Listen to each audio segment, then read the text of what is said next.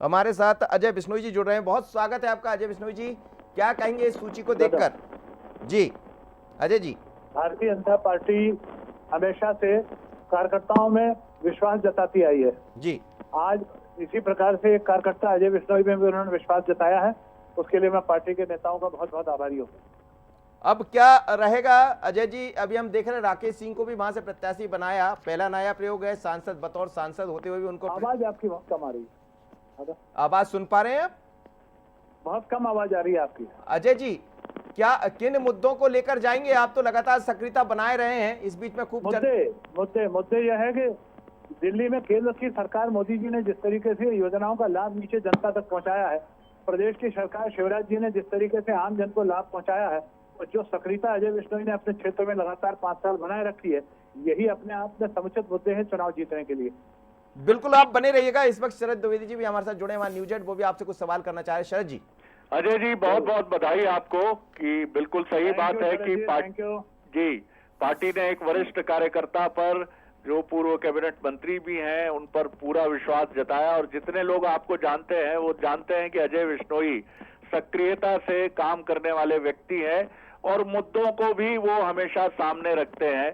और जिस तरह से हमने देखा कि बीते 5 साल में आपने कई ऐसे मुद्दे भी उठाए जिनको कुछ मंचों पर ये भी इस रूप में भी देखा गया कि अजय जी ने एक तीखी बात कही है, लेकिन आप अपनी बात कहते रहे। और उसके बीच में बीजेपी का ये विश्वास कि नहीं, हम अगर कहीं से समालोचना का स्वर आता है तो हम उसको भी सुनते हैं और अपने को बेहतर करने की कोशिश करते हैं। तो कहीं ना कहीं आप मानते हैं कि यह भारतीय जनता पार्टी की उस सोच को भी दर्शाता है कि समालोचना का भी स्वागत है? जी। क्या है कि जिन मुद्दों की आप जिन बातों की चर्चा कर रहे हैं पुराने समय की, हर बार जब मैंने भी कोई विषय को उठाया है, पार्टी ने मुझको गंभीरता के साथ दिया है, मेरे सुझावों को भी स्वीकार किया है और मुझ में फिर अंत में विश्वास व्यक्त किया है। इसलिए मैं आपकी बात से 100% सहमत होता हूं कि हमारे भारतीय जनता पार्टी के लोग समालोचना को स्वीकार करते हैं। जी जी। और ओवरऑल इस सूची पर आपका एक रिएक्शन, बहुत वरिष्ठ नेता है आप पार्टी के, ओवरऑल क्या मानते हैं कि भारतीय जनता पार्टी को 5वीं बार सत्ता में वापसी कराने वाली सूची है? चौथी सूची और उससे पहले की 3 सूचियां। एक सूची में जितने नाम हैं, एक एक को बहुत सोच समझ के ठोक बजा के भेजा गया है। वरिष्ठ सांसद सदस्य को, केंद्र के मंत्री को भी मैदान में उतारा गया है। निश्चित रूप से पार्टी की तैयारी चुनाव जीतने की और सरकार बनाने की है।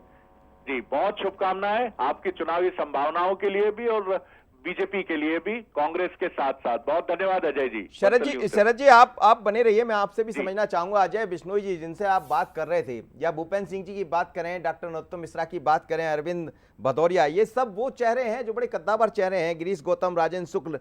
तो क्या भारतीय जनता पार्टी ये मानकर चल रही थी कि इन्हीं वो चेहरे हैं जो 2018 से बेहतर 23 में करेंगे? क्योंकि 18 बड़ा चैलेंजिंग था और 23 उससे ज्यादा भरा चैलेंज दिखाई दे रहा है। जैसा हम लगातार बात करते हैं, तकरार दिखाई दे रही। तो क्या तकरार में ये वही चेहरे, गोपाल भार्गव जैसे नेता, तमाम वो पुराने लीडर नजर आ रहे हैं? तो इसके पीछे क्या रणनीति देखते हैं भारतीय जनता पार्टी? देखिए, भारतीय जनता पार्टी ये मानती है कि ये वरिष्ठ नेता फिर चमत्कार करने के लिए, फिर चुनाव जीतने के लिए पर्याप्त योग्यता ही नहीं रखते हैं, बल्कि जीत कर आएंगे।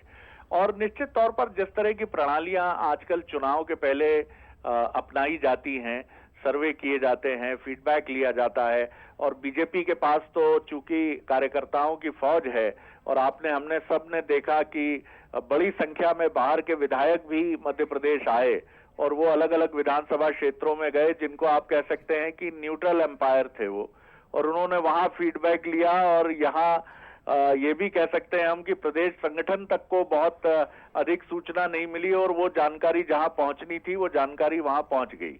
तो ये बीजेपी की प्रणाली है। लेकिन इसमें एक अगर मगर का जो फैक्ट है वो ये है कि आपने अपने सारे पत्ते लगभग खोल दिए हैं।